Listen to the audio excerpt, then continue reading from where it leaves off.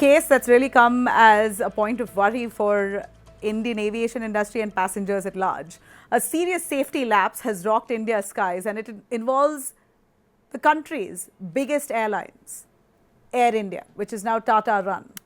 Now, Tata run Air India flew an Airbus A320 aircraft 8 times with an expired airworthiness certificate. Basically, they flew a plane with passengers in it without a proper certificate that said the aircraft was fit to fly.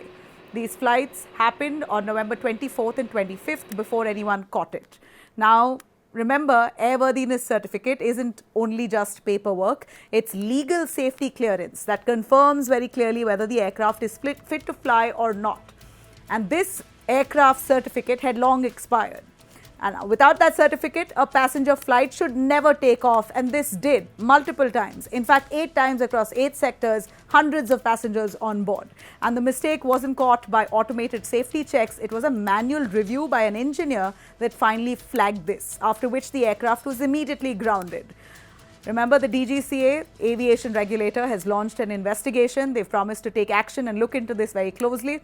But many questions now. How did such a basic safety requirement get overlooked? Where did the checks fail? Operations control, engineering oversight, compliance teams, what really went wrong?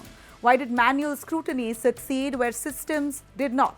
Air India is in the middle of a huge transformation right now. They're bringing in new aircrafts, upgrading their services, major hiring, fresh training, all of that is happening.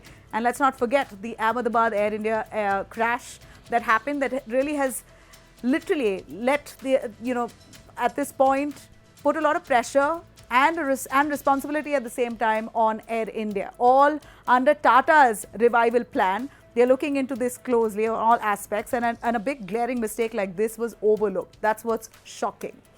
Well, many questions now on safety oversight, how a big company that was in fact a state-run airline, Air India at one point, that was taken over by the biggest conglomerate, Tata and Sons, commit this massive miss. What kind of action will be taken against Air India for this? Let me bring in our guests joining us. A little more to do with this kind of lapse here. Captain Prashant Dalla, former Flight Operations Inspector, DGCA, will bring us a little more. Wing Commander Alok Sahai, aviation and safety expert. Captain Prashant, would you want to tell us a little more on oversight like this? Do you now this airworthiness certificate is given how often, and who's responsible for checking this airworthiness certificate? Is it easy to overlook? Because, just if I could give an example, in my kitchen, I know I've bought a new packet of tea, but I don't know, I didn't realize the expiry date is December 2025, but I've used it up to Jan 5th. It's just basically oversight on my part, and I still feel all right. It's okay. It's just 5 days ago. I can still use it. Nothing much would change in 5 days, will it? So how long ago was the airworthiness certificate expired? And do you believe this could have been overlooked so easily? Thank you, Nabila, for having me on your show. I would like to start this show with one single tagline. They say there is no sorry in aviation. Having said that, safety is kept paramount by all the departments, be it operations, engineering, the safety department, the revenue department, the marketing department. Multiple departments are, involved in this particular show of running an airline business. DGCA, being the regulator body, does a periodic check of all aircrafts flying in the Indian territory. It's an annual exercise wherein these documents are necessary, mandatory. The aircraft rules of 1937 mandated. Rule 7 says that certain number of documents are supposed to be carried on board. Also, the civil aviation requirements, section 2, which primarily talks about the airworthiness part of aircrafts, mandates an airline and operator to have the airworthiness review certificate on board the aircraft, which is supposed to be valid. Now, coming to this particular instance of an Air India Airbus A320 aircraft, doing 8 revenue flights, what your report clearly talks about, without a valid ARC, Airworthiness Review Certificate. Let us understand the history of this merger. These particular aircrafts were initially on the air operating permit of Vistara. Now, when these aircrafts transition from Vistara to a bigger brand of Air India, 69 of these aircrafts had this ARC valid. One particular aircraft, the Airbus A320 aircraft, due to certain engine issues, was grounded, and the oversight, what you just rightly mentioned, led to a situation wherein this aircraft was dispatched with a not a valid ARC. Now, this particular situation can happen. It is not an unlikely situation, but please understand the multiple level of checks and balances which an operator has.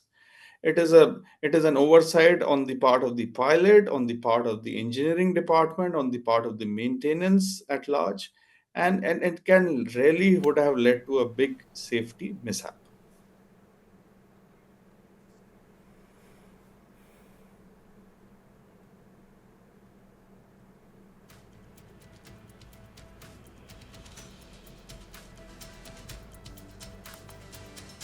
Right.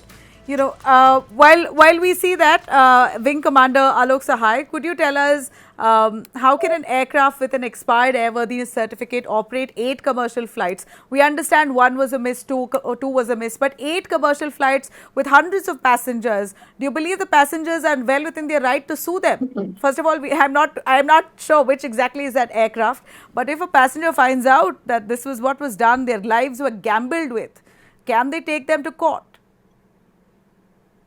Yes, Nabuda, thank you for calling me. And I would like to say what Commander Dalla has said, Captain Dalla has said. This was one of the 70 Vistara aircraft after merger with Air India. And under this merger, this decision was taken by the first ARC, the Airworthiness Review Certification, which is done annually on every aircraft, will be done by DGCA. This is what the report says. So, and 69 of these ARCs were undertaken and certifications were issued. But this one aircraft, which had, as Mr. Dhalla has very rightly said, it had an engine issue and it went for engine replacement as far as my information goes. And after that, the engine replacement, people simply forgot that the ARC has lapsed and the ARC was not issued. My question is that if this lapse took place and the aircraft went for next flight without an ARC certificate, how could it undertake 7 flights? That necessarily means that before the flights, the ARC checks were not carried out in the previous 7 flights undertaken. This is a serious lapse on the system. The people who declare that before the sortie, the airworthiness of the aircraft, what are they supposed to check at the time before the aircraft takes off? Are they not checking also the air whether ARC is valid or not? Number one. Number two, the silver lining is that at least the Air India is waking up now, and they have started reporting these matters because this matter was reported by Air India itself.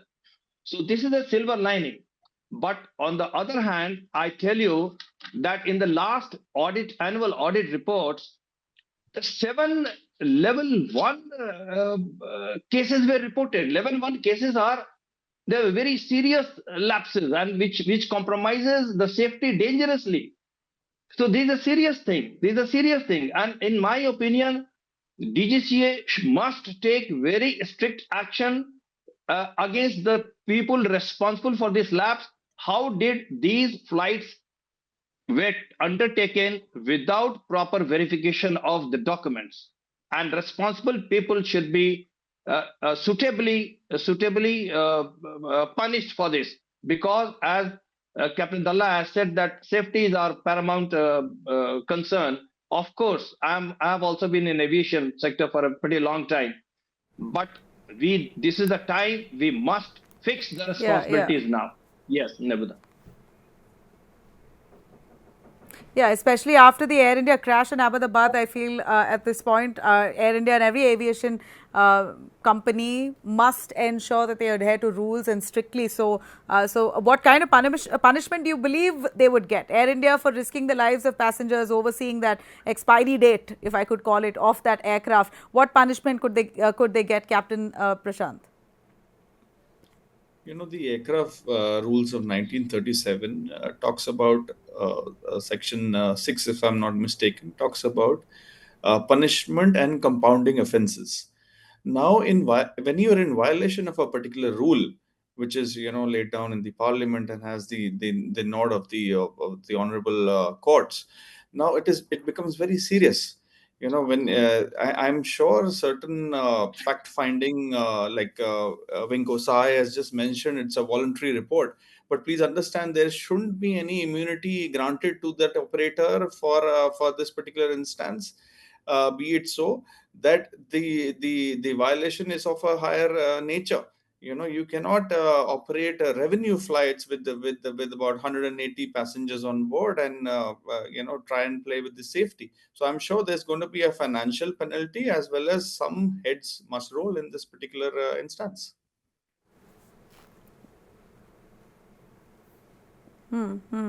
Wing Commander, a final question to you on what's your view on automated mechanisms? Is there a way that automated alerts can stop aircraft dispatch if certification lapses? How can we really up our technology there? Or is it already existing and not there in old crafts? I cannot comment on the level of automation we have as far as checking of the documents is concerned, because it's very difficult. Finally, manually, somebody has to feed into the document. I mean, the automation will work provided you put these checks in the system. And suppose the lapse happens there, like in the previous incident, one incident in July. Uh, an aircraft mandatory engine part change was not undertaken, and a false report was submitted. And this case became a very big, and I don't know what punishment has been. So automation will work as long Correct. as the people working there, feeding the systems, updating the systems in the computers, are also honest, and there are checks and balances on them also. Yes, Nabuda. Okay, okay. All right. Thank you very much, both of you, Wing Commander Alok Sahai and Captain Prashant, for joining us on this. Let's just hope Air India fix their act, but we will closely watch to see what and how they were reprimanded by the DGCA.